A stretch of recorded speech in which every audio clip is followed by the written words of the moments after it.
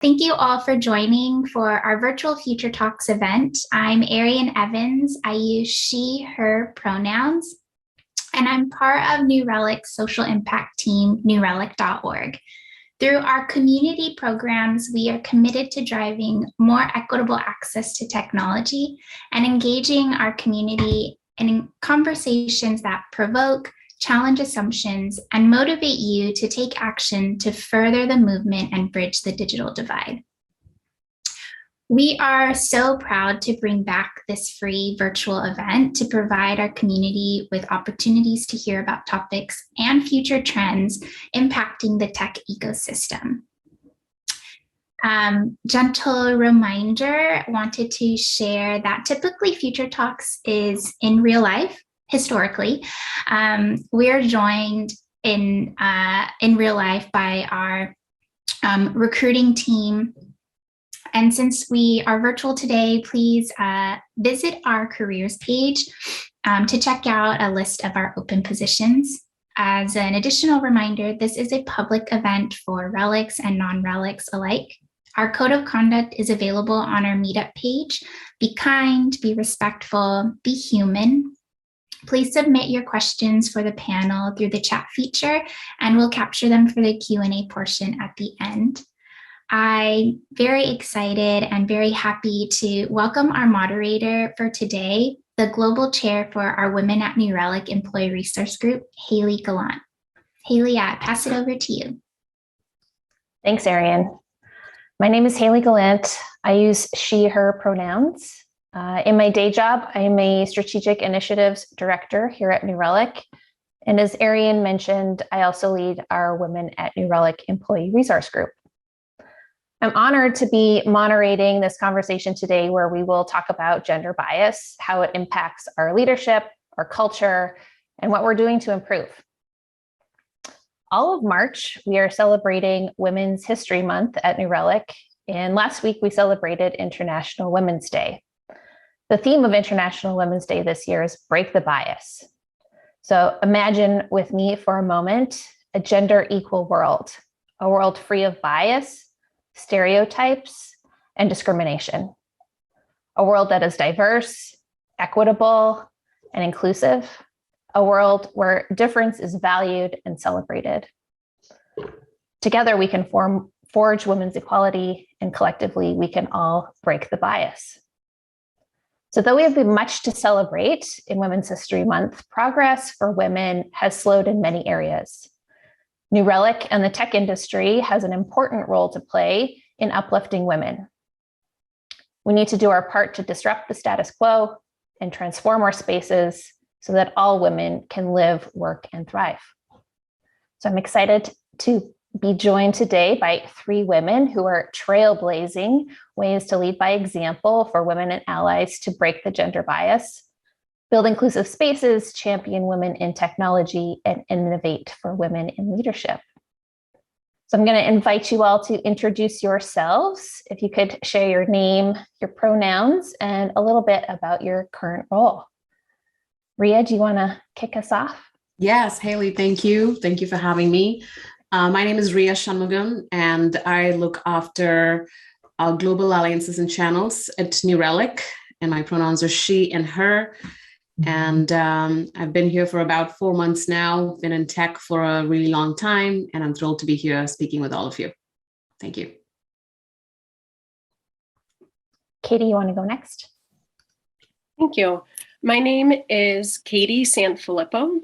I am the CEO of ChickTech, a national nonprofit focused on building the pipeline into technology and also supporting retention of women and girls throughout their technology careers and education. I also use the pronouns she, her. Thank you, Katie. And Noelle, round us out. Hi, everyone. My name is Noelle Johnson. I use the pronoun she, her. I'm the co-founder of Johnson Square Consulting, a diversity, equity, inclusion consultancy. I also work with Power to Fly as a DEI consultant. And also am on the board for ChickTech, focused on DEI.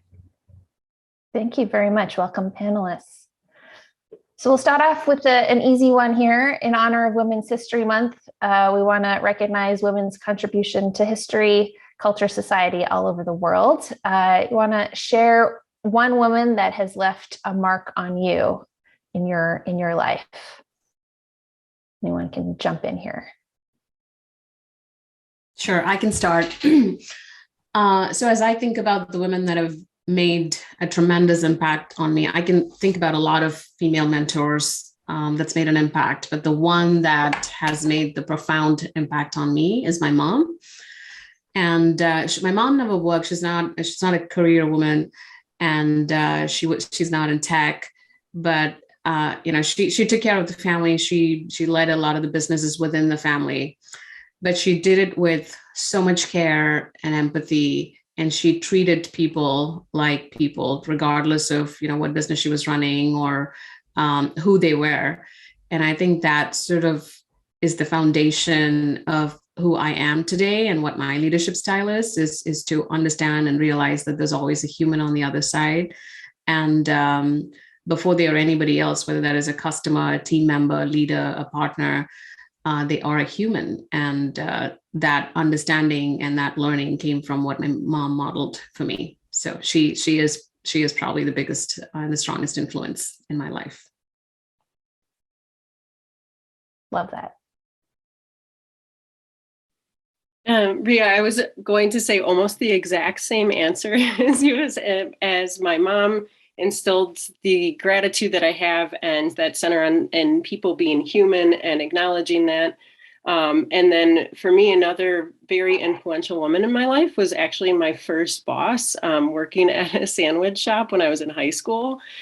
She was a small business owner and had that human-centered approach to her business. It was about connecting community through food and through people and serving others, and just how she worked to uplift and empower the community, the youth that she worked with. And it's something that I've always carried with me in any kind of interaction through work or within my personal life as well.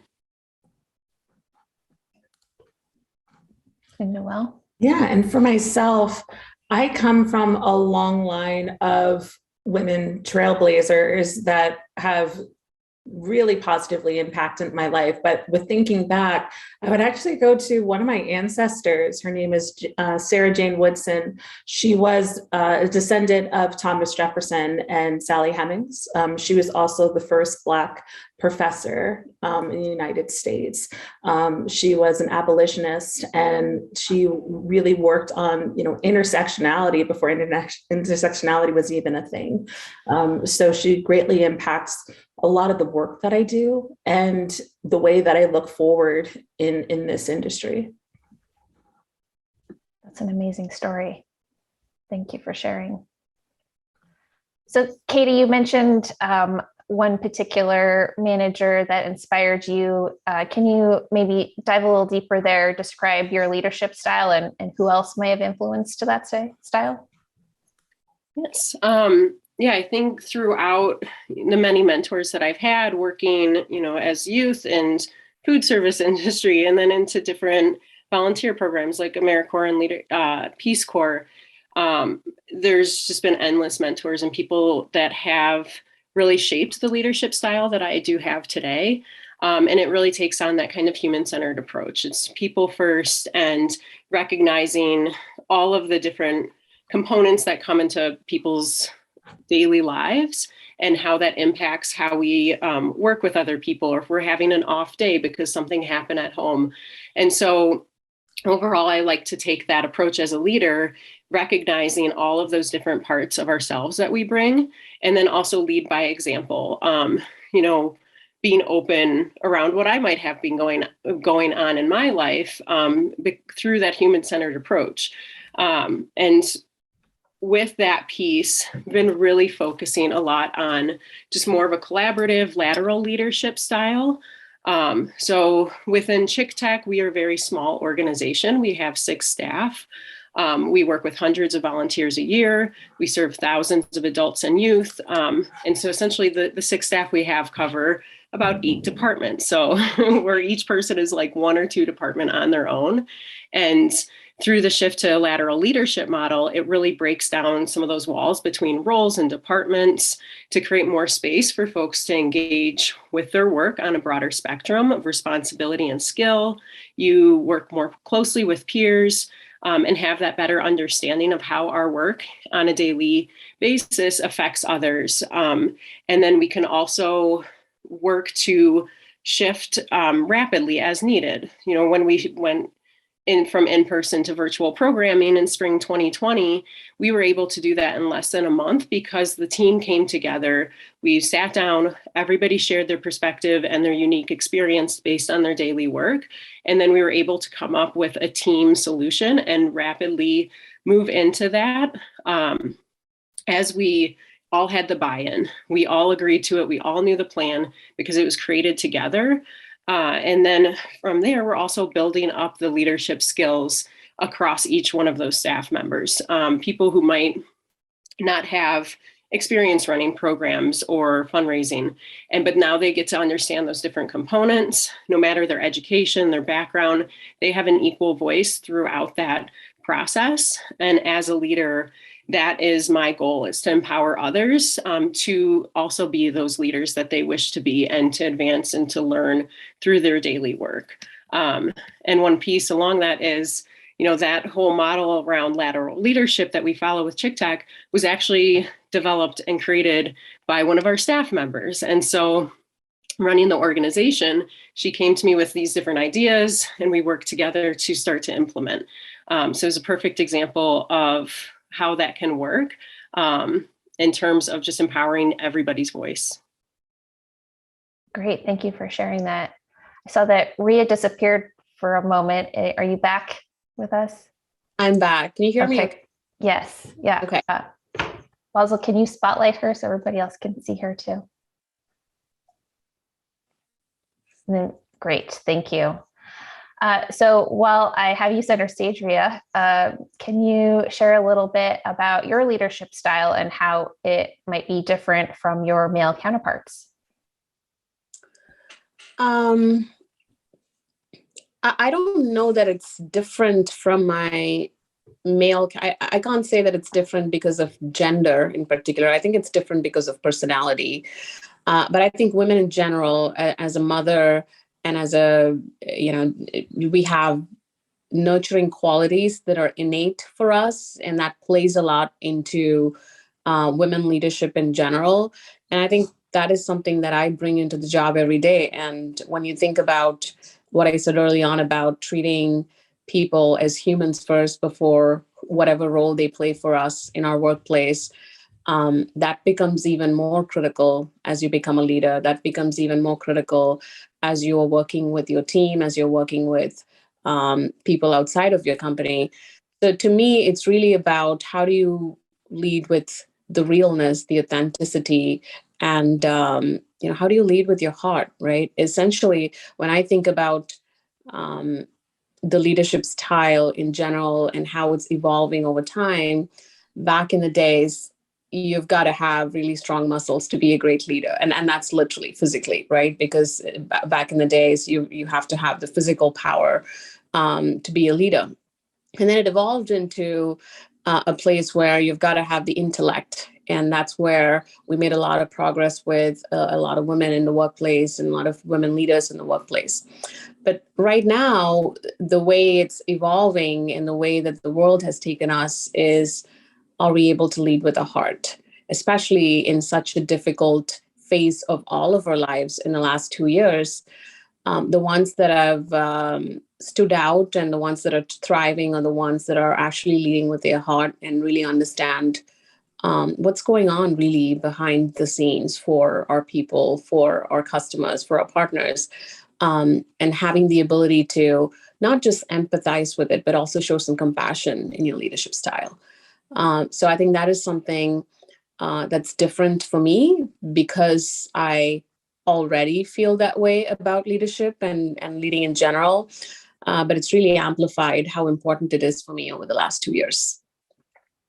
I would completely agree that the not just empathy, but compassion has been really critical the last couple of years. Thank you for highlighting that. Okay, I do another quick round robin question for you all. When was the first time you encountered gender bias in the workplace or recognized it in the workplace? Noelle, you want to start? Yeah, so for me, I was working for a tech nonprofit, and one of the board members was talking to a bunch of us about our children. And there was a few of us that only had one kid, but it was only me that he said, only having one child is the most selfish thing that you can do to a child. And he got some education that day for sure. He left very uncomfortable and learned way more about me than he intended to. And as he was backing away, I said, no. Let me go ahead and show you my doctor's appointments. We're going to talk about everything since you want to be nosy. Let's go ahead and open this up. But it was definitely something that he wasn't asking any of the men in the room or made that sort of a point. So I knew it was because I was a woman and also maybe because of my position. I was working in operations. I wasn't one of the lawyers, but it was extremely inappropriate. And the first time I went, ooh, this is different. I also take offense as an only child that's selfish. I had an amazing childhood. Get me started. Yeah. Katie, what about you?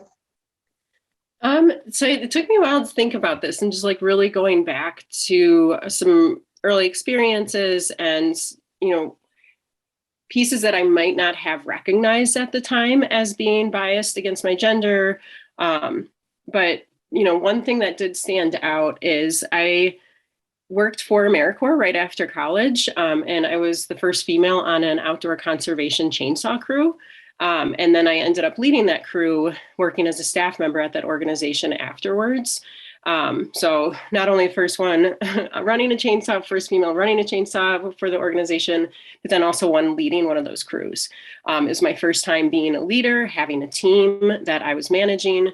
And, I was modeling the examples of the male leaders across the other crews. And it came to a point where my crew members, went to my manager and went to the other organization staff saying I was being too harsh or, if I worked with them doing the work, I was being overbearing. If I went and filled out paperwork for too long, I wasn't helping enough. And so it was just being held to different standards. As being that one female leader in a very male-dominated group. Granted, it was youth and we were working on the youth development piece and job development. And so it was a learning opportunity for myself as a leader, but also those individuals that I worked with. And, having that kind of conversation around how we can work together and what that looks like and different leadership styles across the board as well. Maria, what about you? I don't exactly remember if there was a specific incident where I felt like there was gender bias or age bias that impacted me negatively. But I remember when I was younger in my 20s, I would do a lot of things that I cringe now if I think about it. I'd wear glasses when I didn't need glasses just to look older, or I put my hair up where I'm comfortable just leaving my hair down, but I put my hair up to look more serious. I'd wear pantsuits to work to look older and wiser, But, if I think about it, I think there were events that led me to do those things where I had to look a certain way or be a certain way to be taken seriously in certain situations, certain conversations. But now as I look back, I think it was a journey that I had to go through for myself to build the confidence to say, I don't have to look a certain way or be a certain way to be in certain conversations, to be part of a room or to have earned my way into a room. But I think there were very small incidents that I can't really recall as this specific incident led me to do these things. But just overall, just the fact that I'm a woman of color and I'm a relatively younger woman of color in conversations where they were like, are you here to take notes or are you actually here to do a technical demo? And no, I'm here to do a technical demo and I've earned my way here. So it's not one thing, but I think it's also unconscious from wherever I received it. And that is also a big part of what we all need education on. Sometimes we don't realize what we say or what we do and how it affects others in how they feel biased towards or against. And that is something we have to be intentional about. And I am still working on it, and I will continue to work on it, but it's not intentional. Sometimes we'll say something not knowing who's in the room or how that might affect them, with no bad intentions, but it will affect them. And we have to be very intentional about being inclusive, but more importantly, not excluding anyone from how you have conversations. Agreed. Completely agreed. So you mentioned the intersectionality of being a woman and a person of color. Can you share a little bit about how you clear your own mind when entering certain situations and get things done despite some of the bias that you might encounter? It used to be difficult when I was working on myself, I'd say, right? Like when you're fresh out of college, when you're in the workforce, and when you are having conversations with people that are very, very experienced, that are very senior, and you've got something to offer, and you're part of discussions, customer conversations, and whatnot. There are a lot of times, and sometimes intentional, but many, many times it's unintentional, that people will make you feel like you don't belong here. And it was a struggle early on, because I would let that affect me, and I would question the very fact that, do I even belong in this room? Do I even belong in this conversation? And so on. But everybody has their own journey that they have to go through to build the confidence that they need to build, right? So after a point for me, I don't know that it is a specific event or a situation, but I think as you evolve and you look back, those things don't matter. Like really to me right now, that's just noise, right?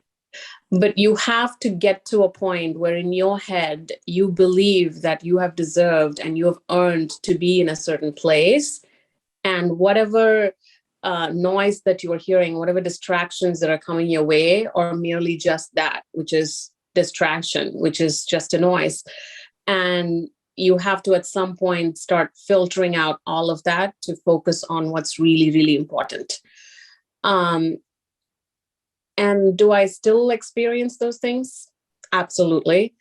Does it still affect me as much as it used to? Absolutely not. But I wouldn't say it doesn't affect me at all. At the end of the day, we're humans, and we process, and we have emotions, and we'll have our lows and highs. But I've come a really, really long way in filtering out that distraction and noise.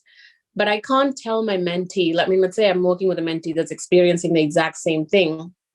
I can tell them to filter out the distraction, but they have to internally go through that journey to build the confidence in themselves to be able to filter that distraction, right? So what we can do to give back to the female leaders of the next generation is to sort of help them with what's worked for you, but it still is going to be a journey for them, because they have to go through the process of understanding what's a distraction and why it does not even matter. And that is how they'll get to the other side of it, right? And it's very much of an internal thing than an external thing. It's what's in you, in your mind, in your heart to deal with how you deal with these things versus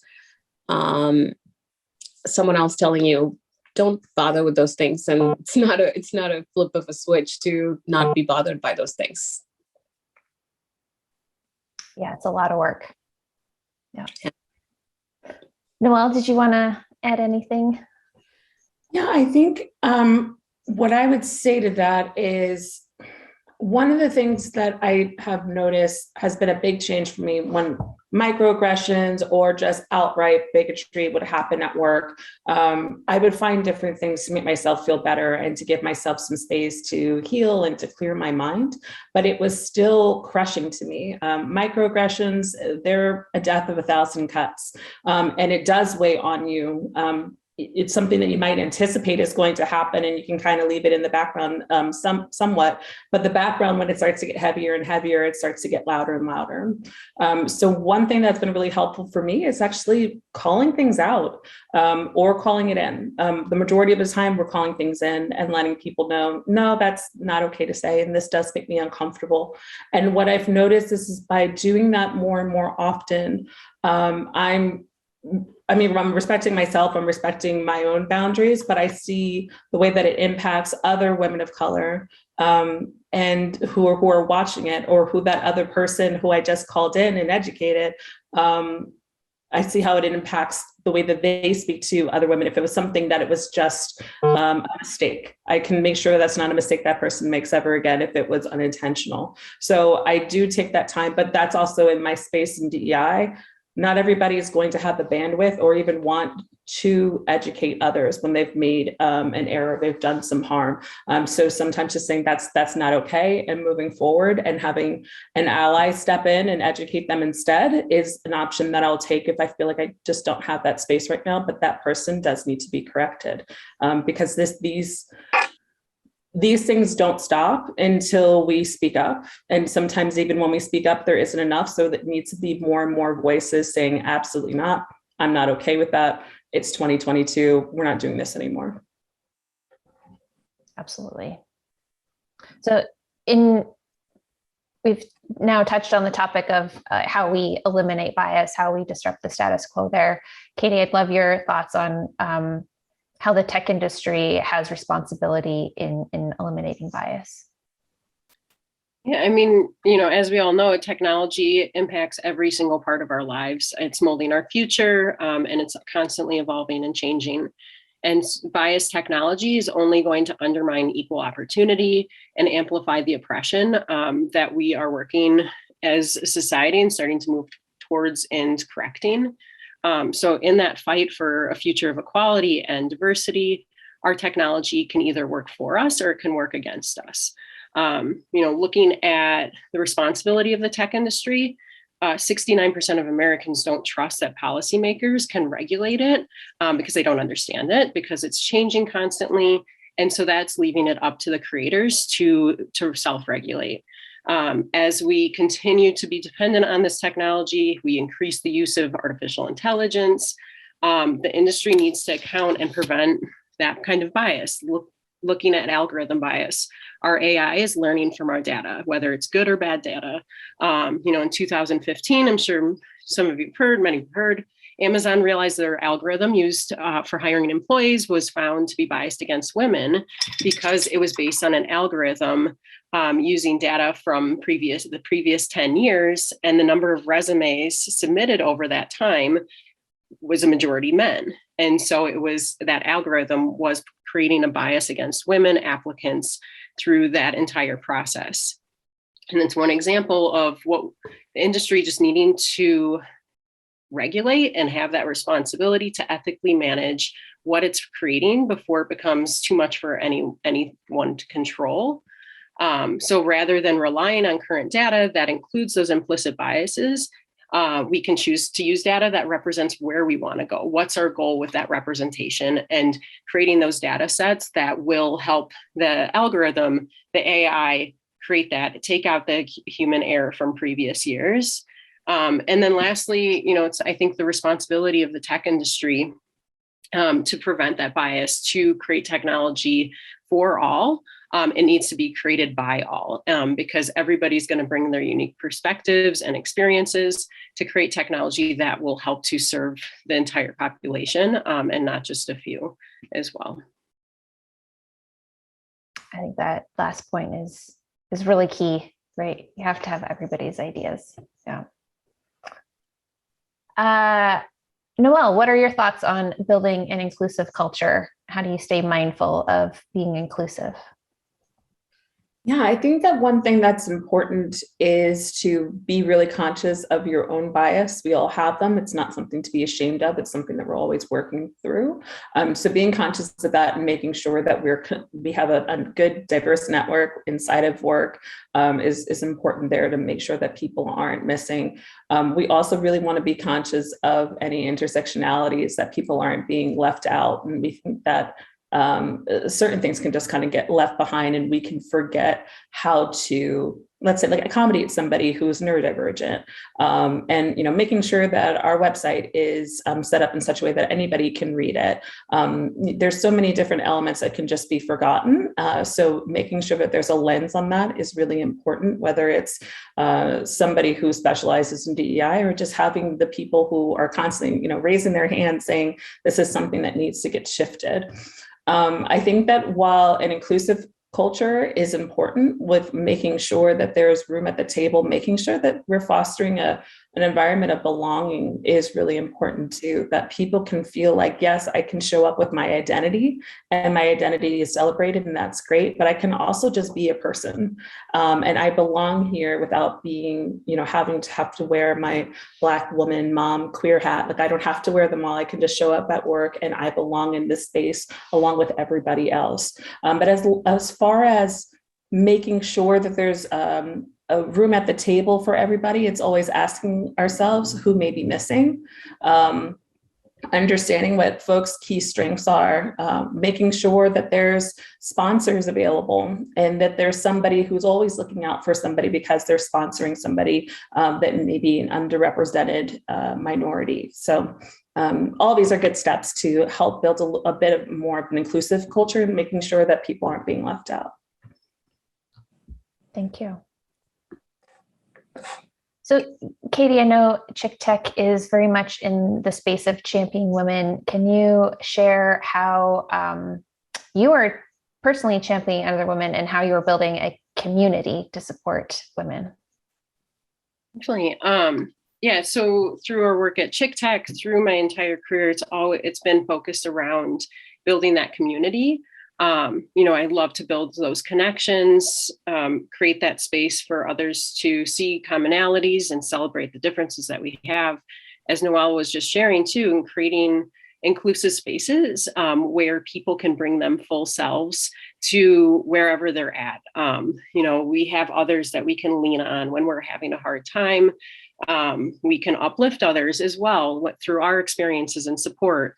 And that's why I'm very passionate about it, because I see for us to advance as a whole, we need that kind of support. And so, through the daily work at ChickTech, not only are we building programs and resources to connect and support other women and non-binary individuals, males and all genders, because bringing everyone together is what's going to create that change and help to uplift those voices that have been silenced in the past. And so through that, we work and strive to just champion all of those different voices across staff, across our volunteers, across the people that we work with as community participants. So we start this with building a community for high school age girls and non-binary students through tech workshops and mentoring days led by industry professionals. Those students move into our ACT-W programs, which focus on retention and the community support and mentorship across an individual's career, and then giving back to the community as well as being able to, as mentioned before, to give as well as to receive. And that is what builds that kind of connection and where we can uplift each and every one of those voices. And so just overall, just providing that space and that opportunity creates unlimited potential. People can engage in the ways that they want and do so in a way that's authentic to themselves, and allowing that community to take its shape and to take its form and continue to grow in a way that serves everybody. Beautiful vision. Yes, thank you. Okay, last couple round robin questions here. Would love to hear what authors are inspiring each of you recently. I'll go first. The one that's been a great inspiration for me is Abby Wambach. She is a soccer player. She's a retired soccer player. She's a 2-time gold medalist. And she wrote this beautiful book called The Wolfpack. And The Wolfpack is about this small. You could possibly read it in like an hour flight or even like a 30-minute flight ride. But it's possibly one of the best leadership books I've read. And, I try to gift that book to many of the people that I mentor, and also a lot of the leadership team that I interact with often. It's got some really, really real lessons about how we earn our way into leadership, but also what real leadership looks like. To me, it's sort of like the golden book of leadership. It's by Abby Wambach. The other book that really closely inspired me is called My Life in Full by Indra Nooyi, which recently got released. I listened to it in audio, and it's just such an incredible book because for me, I can relate to her as someone that grew up in India, as a woman of color, as a technical woman of color, and all of that. So there were a lot of commonalities where I can see, I can deeply relate her to. Those are my 2 favorites. Noelle, you want to go next? Yeah, I'll also give 2, and this may be like a basic choice, but I just love her so much. But Maya Angelou is definitely somebody who influences me a lot. Her pieces of work have been really influential for me throughout my entire life. And it's anytime I need a pick-me-up, watching her speak on any interview, it's always moving. So I'm a big fan of hers. But more recently, I've been taking a look at the history of National Women's History Month, and also taking a look at International Women's Day. And I found out that was started by an author who's a woman, Teresa Makiel. She's a Ukrainian-born, just everything. She's a Ukrainian-born and Jewish woman who was able to make major changes with New York labor laws.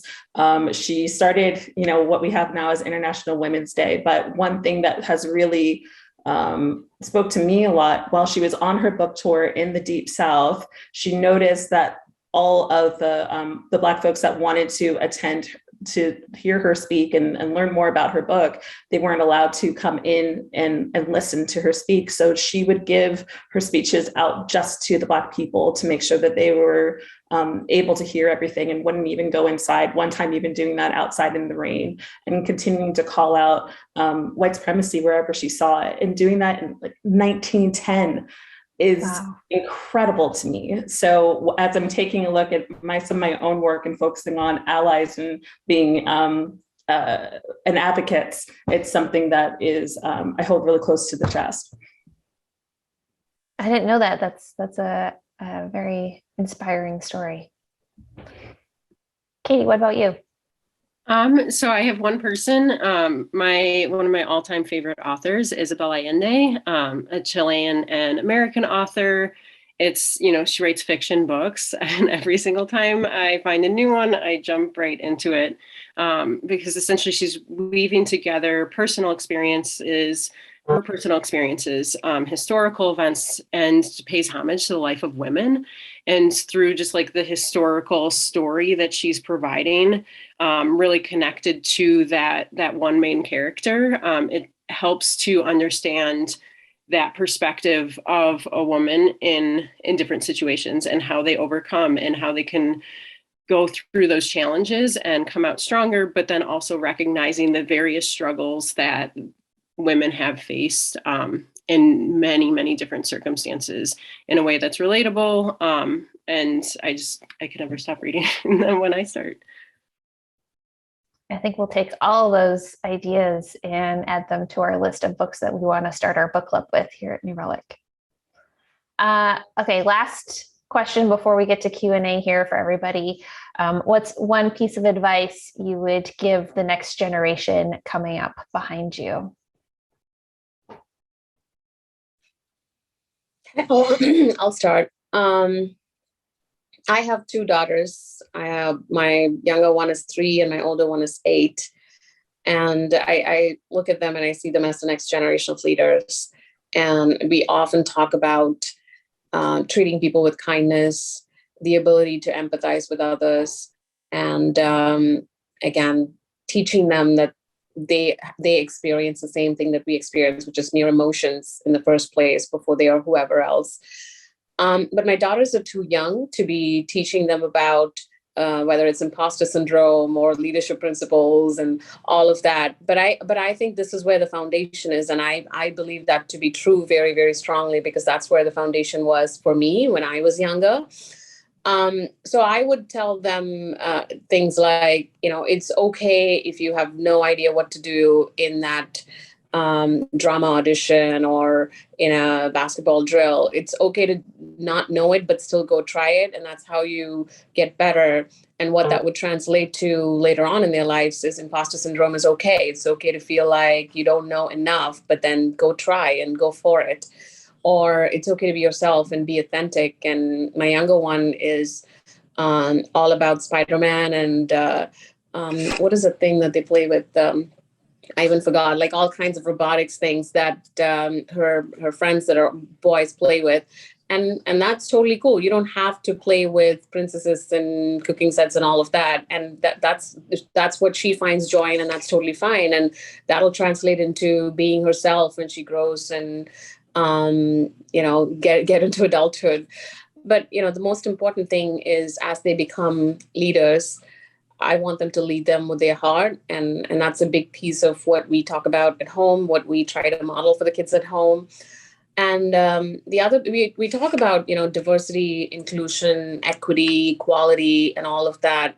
But at the end of the day, people have to feel like they belong somewhere. We all are social animals in some way, and we have to feel like we belong to something, whether that's a community or a group or a workplace or whatever it is.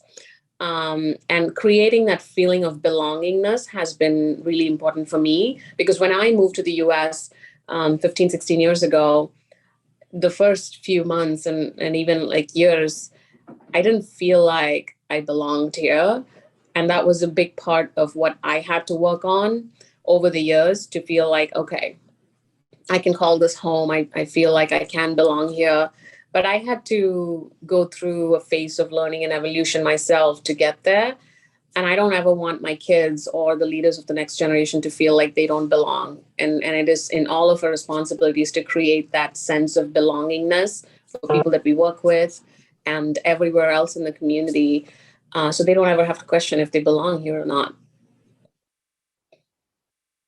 Really powerful feeling of belonging. Thank you. Katie, what's your advice? Looking back, as I was thinking about this too, just where I was when I was starting on my career journey and on my leadership journey, and some of the best advice that I got that still sticks with me today is just around using your voice. Share your ideas, even if you're not certain. Put it out there. You might feel uncomfortable. You might be one of the few. You might be the only in the room. But your perspective is needed that much more. And the only way that we can build upon that and create those ideas and solutions is if you open up and you share your voice and you let it be heard. Yes, love it. And Noelle, wrap us up. So I, +1 to all the advice given here, because I couldn't agree more. One of the things that I am seeing a lot of when I'm seeing coaches for women and for young women and stepping into whatever they decide to do in their careers is to do all these different things to be taken more seriously, and to kind of turn into or shift into a more masculine energy in order to be accepted and to be considered serious. And if that is something that is organic to who you are, that's wonderful. But if it's not, you should never have to do that. And I think that we can really start to challenge what is strength and what is appropriate. And it's okay if I ask questions, and it's okay if I write my email this way. It doesn't need to shift to be something that is more male accepted in order for it to still be strong. So I think the advice that I would give is to be yourself and to challenge anything that tells you can't be taken seriously unless you take your voice down a few octaves, or whatever advice that it is that they're giving people. You can still be your authentic self. We just want to always be our best professional selves. That doesn't necessarily mean that we need to change anything that's organic to us and our gender and how we express that gender. Thank you. All amazing advice. And I wish I had heard it when I was a little kid too. Erin, you want to come back and join us and help with some Q&A? Yes, of course. We do have one question already. And for everyone else, please feel free to add your questions as well. So this first question is, while we support and uplift marginalized genders, particularly those that experience the greatest barriers to access, how can we provide space to welcome Black trans women, Black and Indigenous gender nonconforming people, and women of color? I think this question speaks a lot to the intersections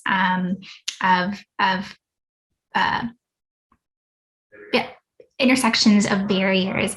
I think open to anyone who might want to answer. Happy to answer. I think that one of the most important things, especially when it comes to the trans community, is to get acquainted and to understand what the challenges and issues are. Only 46% of people know anyone who's trans. That's even less when we're looking at trans people of color. So being really well-versed on some of those challenges that they may anticipate, especially at work, is important for us to realize.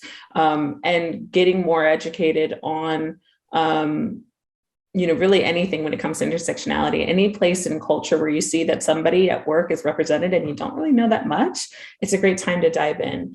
You don't necessarily need to get educated by that person, but there are so many documentaries and books and YouTube videos, and you can find out so much more by just dedicating a little bit more time.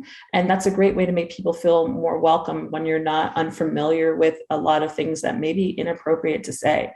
I don't have any trans people currently in my life, so I really need to be intentional by going into those spaces and listening and seeing what's going on, what are some of the challenges, what's going on at work, so that I can bring those things into my own workspace and say, these are some things that we need to be really conscious of.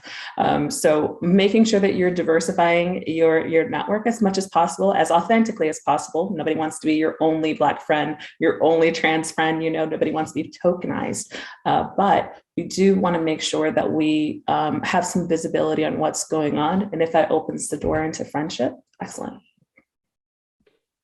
One piece, thank you, Noelle. And one piece that I'll add here too as well. So with ChickTech and focusing around gender equity within the tech space, something we've been doing as an organization is also looking at the language that we're using.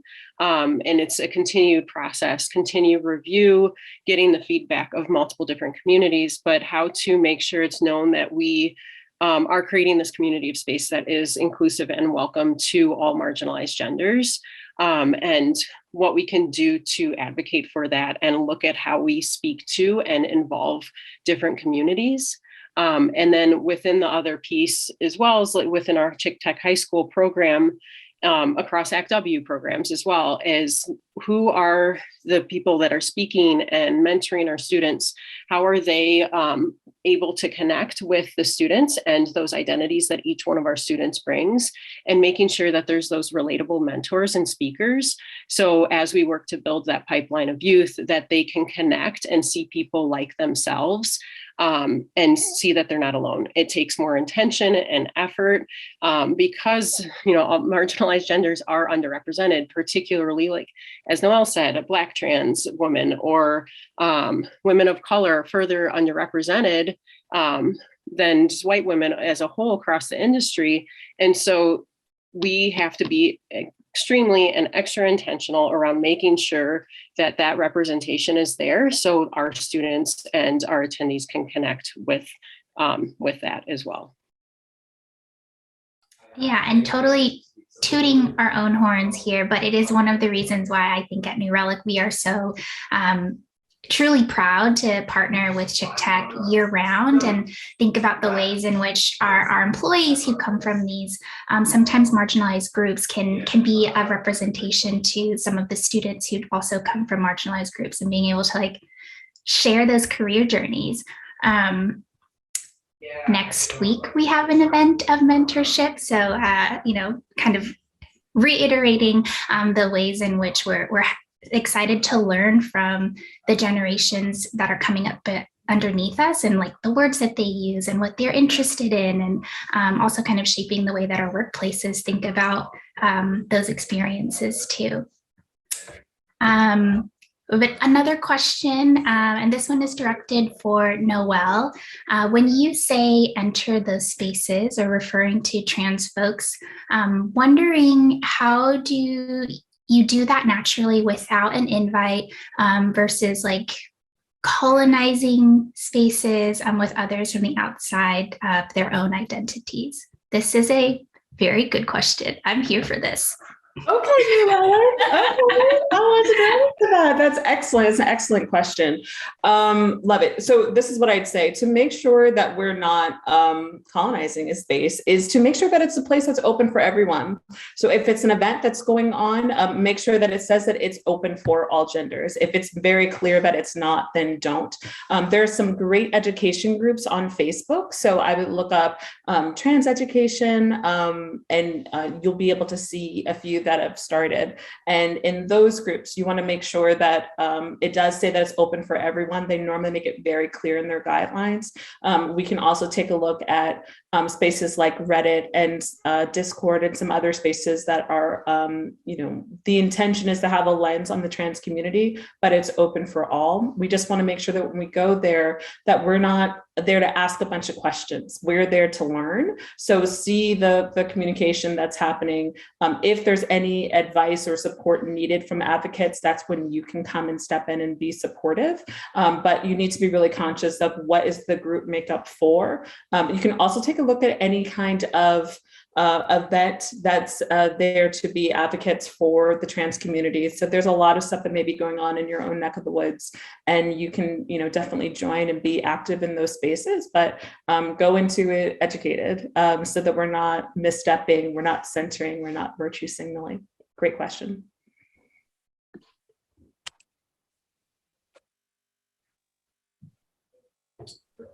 And then another question is, if your gender was a superpower, what would it help you achieve? I think this could be open to all, or any who would like to answer. I'll take a shot at it, and then I'll have Katie and Noelle jump in too. I think of our gender as a superpower because, we as leaders, we obviously have to make, data-driven decisions that are objective, but at the same time, as a woman, there is ability to sprinkle empathy and emotions in those things as we make very important decisions. And also as a mom, we just have natural maternal instincts, and that comes in very handy as you lead your team. And when you think about leadership, you're always wanting to put your team on the spotlight, and you're just so proud of what your team was able to accomplish. It's sort of like parenthood. You always want your child to be in the spotlight, and you're so proud to see them be successful and grow and evolve in whatever way that is, whatever success means to you, right? So there are a lot of things that I draw from everyday experiences as a mom and as a woman that greatly helps me in shaping my leadership style.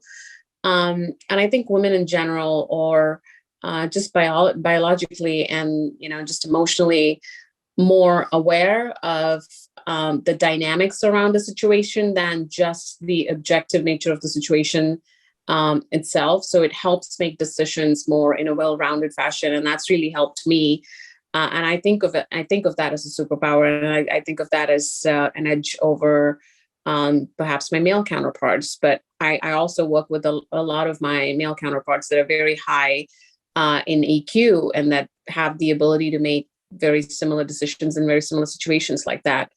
But I do think being a woman is advantageous and is helpful in shaping my leadership style.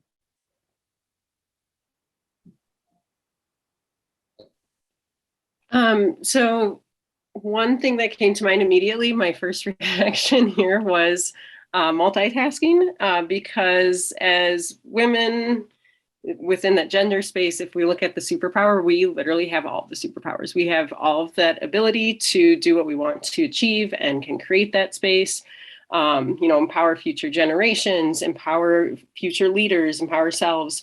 And we have all of it within ourselves, and the ability to juggle that and to multitask and pick which superpower we're going to use in that moment is a power in of itself. Well, one of the things that I'd say is I think all genders are a superpower in their own right. But when I think of women, not just women, but women and femmes, what is a superpower to us is this incredible balance that we can have with being strong and resilient, but also having a softness to us as well. And I think altogether, it just is an incredible thing. I really feel like there's nothing that we can't do. And I think that we're all really needed for to balance this world. But that balance that we have within ourselves, I think, is so essential.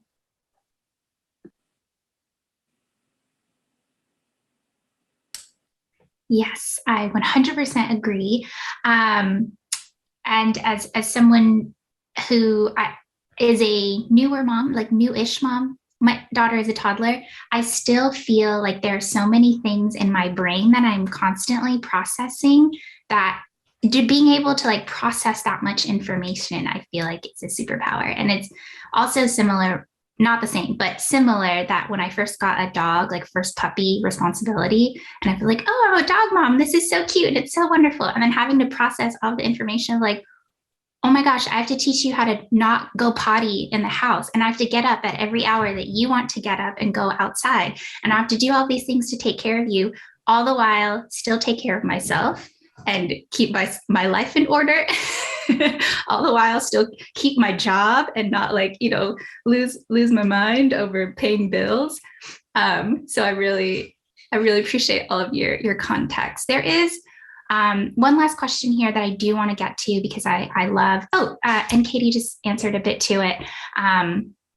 But someone shared here that they are one of the only women who identifies, only people on their team that identify as a woman, and are frequently asked to be a part of interviews to avoid gender biases. What can we all do to ensure that we have a focus on DE&I when hiring without tokenizing or singling people out?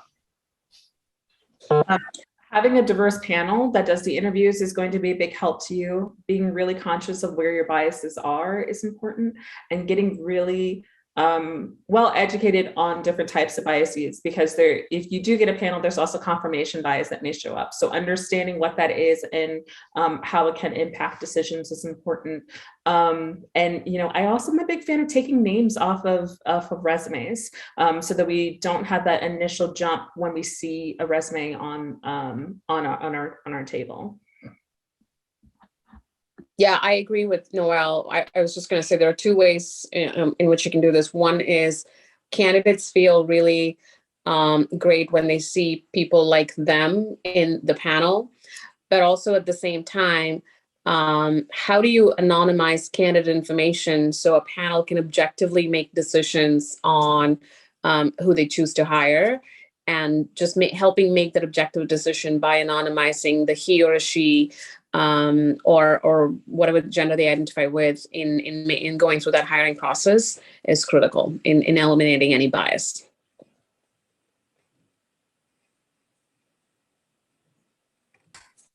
Still on mute.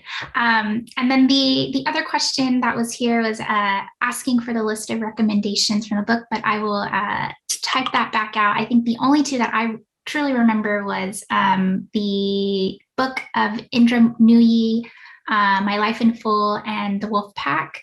And then Katie, if you want to just, I know we're at time, but if you just want to repeat yours as well. I was the author Isabel Allende. I'll put it in the chat too. Okay. Well, thank you everyone for joining, and I really appreciate the engagement and comments and all of our panelists. This has been very inspiring for myself, and I hope inspiring for you all as well. Thank you, Noelle, for also sharing your authors. Again, have a wonderful rest of your day, and really appreciate everybody for joining the conversation this morning. Take care. Thank you.